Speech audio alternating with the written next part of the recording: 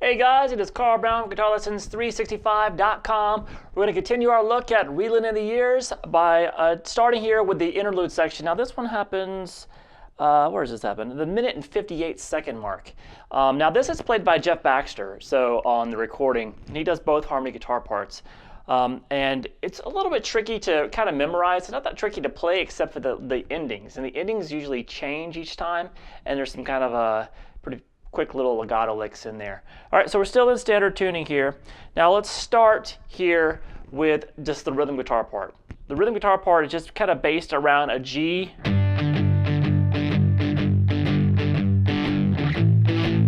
to an A, just kind of a G power chord to an A power chord. Now they do vary it. My only suggestion here is you're still kind of sticking with that triplet feel, so you can play straight through.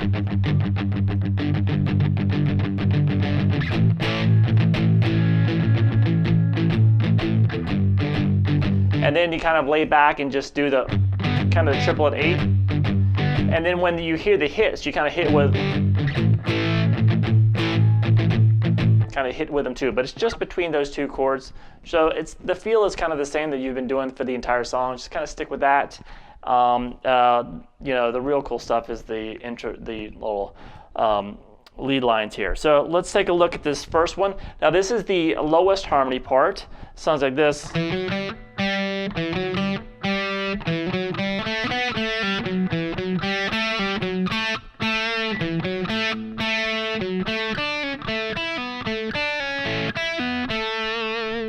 Now remember that one, I know after I showed you, because that little ending, the difference is the endings. This ending here is kind of the standard ending. So when I tell you about this lower harmony part, which happens in this interlude but also happens in the second harmony section, and I say just go with the standard ending on the low part, that's that I just played there. So let's go through this standard, this low harmony part with the standard ending first. So we have this 2-4 on the D to the open G. Then do that again. So we have this. Then we basically go up and down through the scale. We go 2-4 on the D, then 0-2-4, back to 2 on the G, and pull off to the open G. So we have this.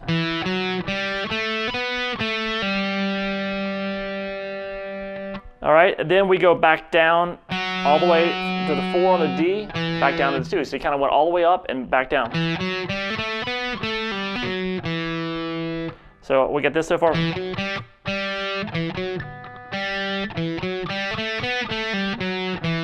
then when you get down to that bottom 2 again, go back up, which is just 2-4, then the open G, pull off 2 to 0. So you didn't go all the way up to the 4 that second time. You just did the 2 to 0 pull off, down to 4 on the D. So that's kind of really the first half of it. So it looks like this.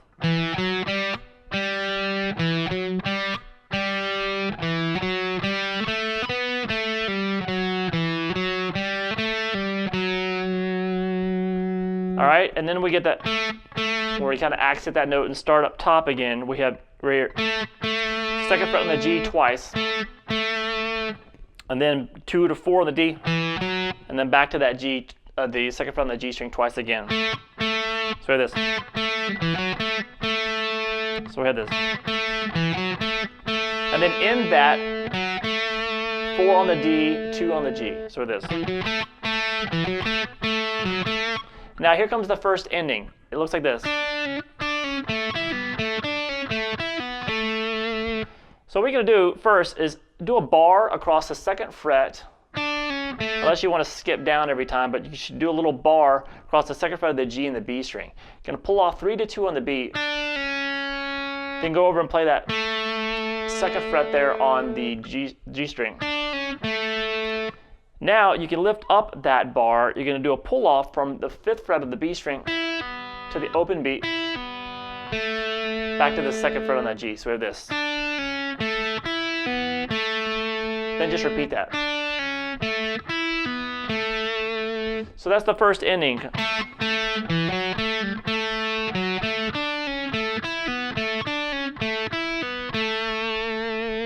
All right, then we start over again, and we pretty much just have a different ending. Actually, when you get to, you don't start with the first 2 again. You just go straight to the G string to start over.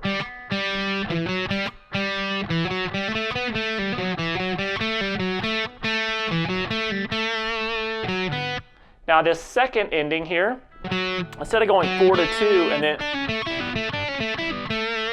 you do this, the same 4, hit the open B string, that gives you a chance to get into position. This time you're going to pull off, you're not going to do any bars, you're going to pull off 3 to 2 to 0 on the quick little 3 to 2 to 0 on the B, and grab the 2nd fret on the G. Now try to keep that hand shape, because then you're going to do the same lick again, except now it's going to be 5 2 to 0 on the B, over to that 2nd fret on the G. So we have 3 2 0, then 5 2 0, and repeat. So that's the second ending. Now when we start over, we start going through it again, the high harmony part comes in with it. And now when you go back to the high harmony part there,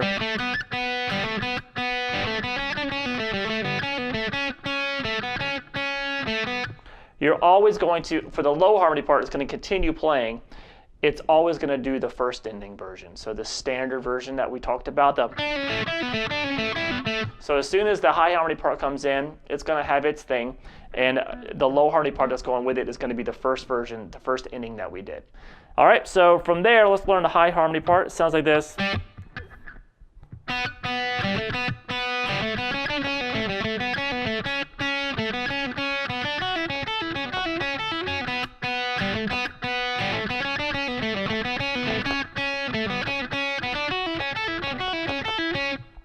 All right, so it's really fun to play as soon as you get it down, but it's just all happening down here.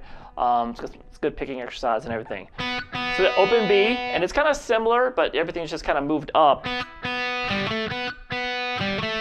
So we're going to start with the open B, then the 0 2 on the G, and then back to the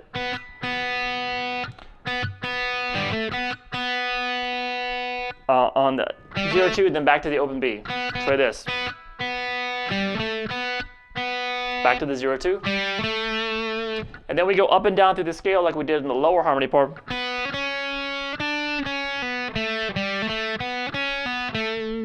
So that's 0 2 3 on the high E string. The B string. Then pull off 2 to 0. So just like in the low part when we did a hand pull off from 2 to 0 on the G. So we have this. Over to the 2nd fret there on the G. Still keeping that 8th note triple feel. Then the 0 2 again on the G. Open B. Then pull off 2 to 0 on the B. And resolve it down to the 2nd fret of the G. So I just played for you those first 2 measures there of the high harmony part.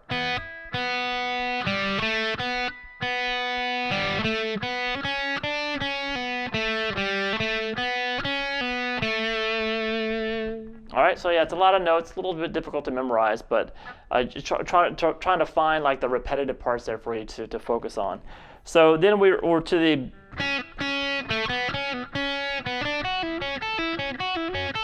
second half of it. So that starts on the 2nd fret there, the B string, played a couple times. Then come over to the 2nd fret on the G, and then the open B, and then again a couple times on that second fret of the B string. So we have this. All right, from there we're going to play 0-3 on the B string, and then go into the ending here, the ending measure.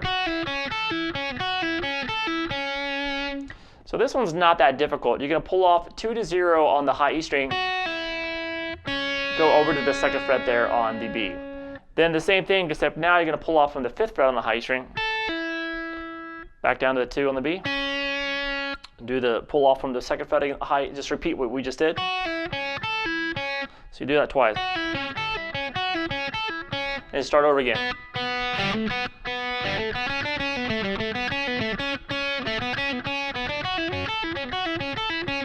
All right, and that takes us to the first guitar solo here, first main guitar solo, even though we've got a ton of guitar solos so far.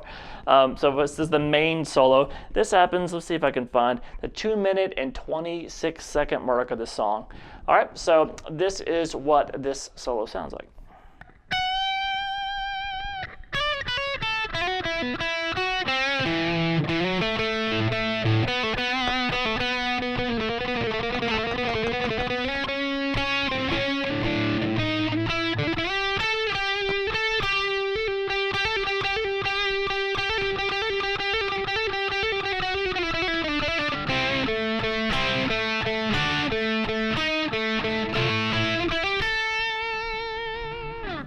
All right, so that's got some, kind of goes all over the place, but it's got some nice, definitive, repetitive licks, so then it's not that difficult to memorize.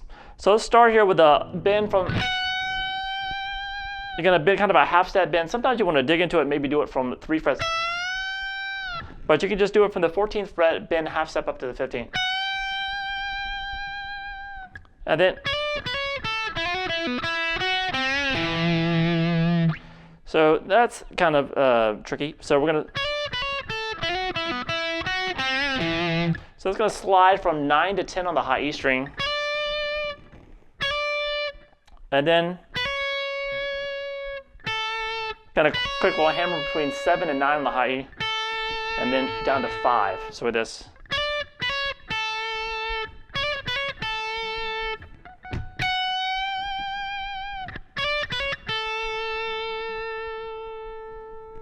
All right, from there, we're gonna have this. That's gonna be the hammer 5, 6, 7 on the B string. And then pull off 5-0, back to 5, 7, a little bend there, the 5th fret there on the G string, over to the 7th fret on the A. So we have this.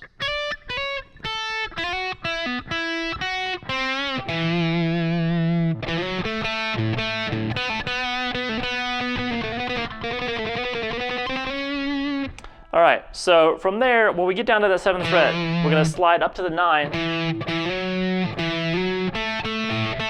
Then if you pick the 7th fret on the A, also the A note, it's the D string a few times. Kind of going back and forth between it and the open A string. Then you're gonna start the little kind of sequence where we start moving up the scale.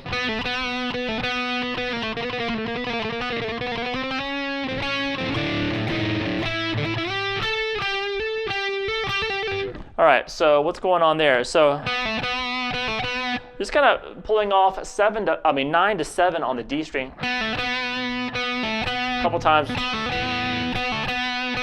And as you kind of hold that 9,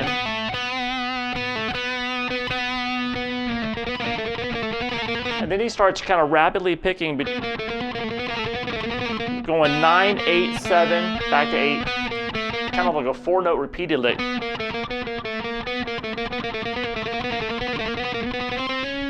And as he picks through that, just kind of slides up to 10, then up to 11 to resolve it. Now we have this little melody that happens on the D string, and he starts incorporating the open A string with it.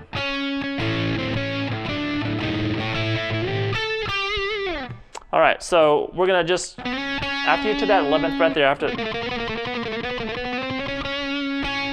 goes 9, it goes 11, 10, 11, 12, 13, 14. So as he starts building up the scale, especially, I'm going to start adding that A string in that melody. And then you're going to slide 14 to 17 on the D string, and then play 14, 12. And here's where it gets a little bit of erratic. So what he's doing is he's doing either playing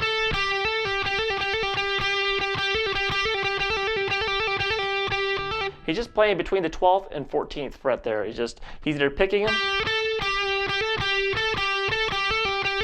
or he'll be doing some kind of like hammer and just kind of hammer pull-offs between them.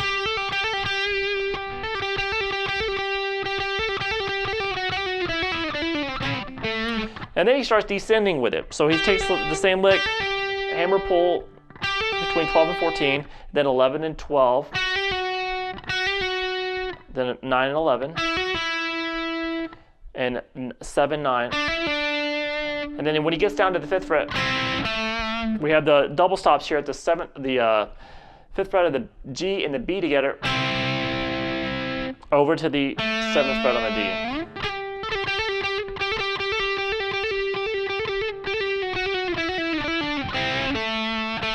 That's 7 a couple times, and then we start this ending.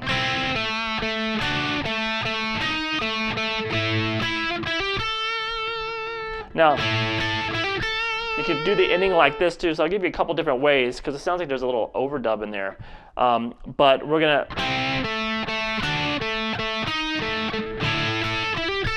you can do it like that as well. So what is going on here? We're gonna do the double stops here, across the 5th fret of the B and the G, over that 7th fret twice, and then just roll your finger over to grab the 7th fret double stops on the G and the B. Back to that 7th fret on the D, then the 8th fret there on the G, and then we have this little chord that resolves to, you hear this top note. It's almost like playing a D major chord there at the 9th fret. This gives you an A major, or you can just play it as an A power chord if you think that sounds better. So open A, the 8th, the 7th fret on the D, and the 9th fret on the G. And just to end it with this lick, we're just hammering 9 to 12 on the G, over to 10 on the B. All right, now the rhythm here is the same for the first half of the solo that it is over the interlude section. So it's just kind of.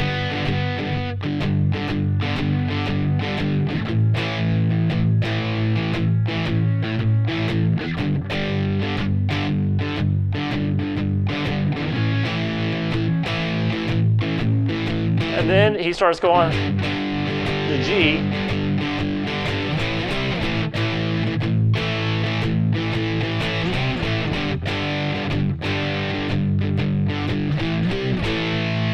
So that's just the same rhythm, but when we get to that G, the second half of that's just 3, 5, 8, it's just power chords, and then the 5th. And then you're going to leave this one by going 5, 8, 5, 3. So we have this so far.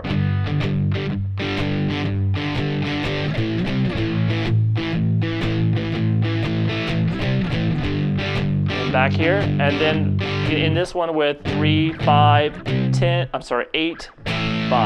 That's to the end of the solo. All right, so it's just a little variation that they're ending that, so keep it a little bit more interesting than just going between the G and the A. All right, so up next we're going to take a look at the chorus fill for the last thing we'll look at this particular part 2 video is the solos that happen underneath over the 3rd chorus. Now, it's a little bit different for the first 2 choruses. They had their own solos, but this one lasts for the entire length of the chorus. So it comes in immediately, not halfway through it. All right, so it sounds like this.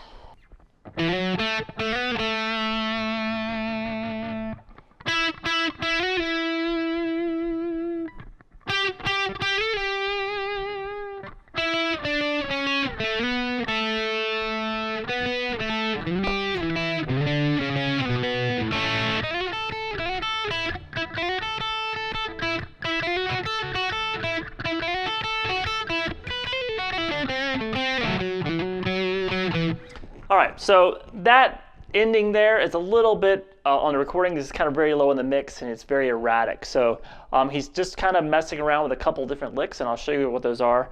The more definitive parts of the solo is the beginning of it. So we have this little, so that's sliding 7 to 9 on the A, over to 7 on the D, then slide to 9, back down to 7.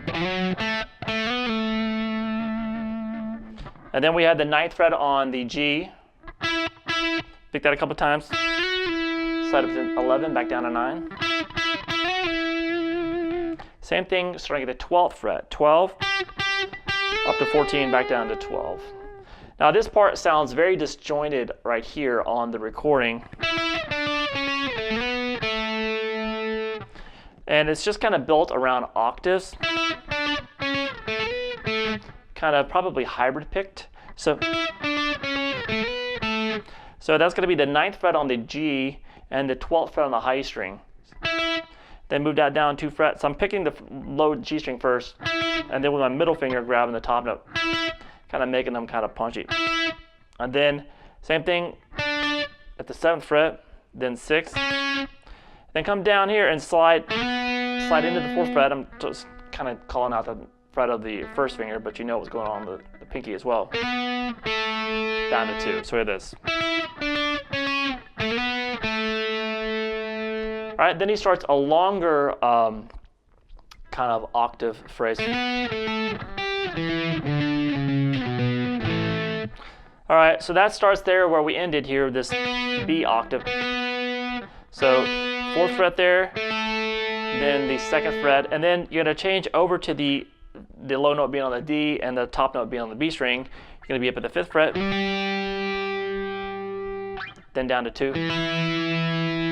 Then the octave shape for here on the 5th fret on the A to the 7th fret on the G. So you can play 5th. That same kind of playing the bottom note, then the top, and then 4th, then 2. So with this.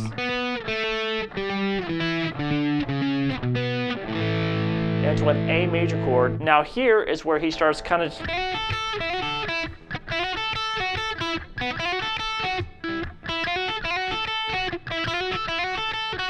just messing around, starting with some slides from 7 to 5 over to the 5th fret there on the high string, and then do the slide again, then back down to 5th. Just kind of really just messing around with those 3 notes, and then adding some of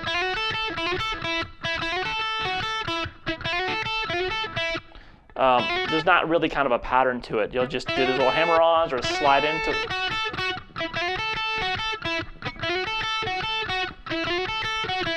Then he just kind of descends.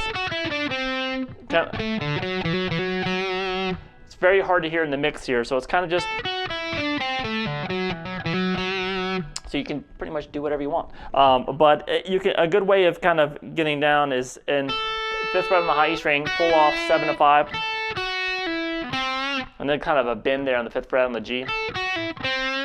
And then 7 on the D, open D string, and then come down here and play just 4th fret there on the D, and then here he just hammers on to that a couple more times. Kind of resolving it and getting ready to go into the 2nd interlude section. Now underneath that chorus was the same progression as before, as the first 2 choruses. All right, so in the next video we are going to start with the 2nd interlude section and take a look at that outro solo.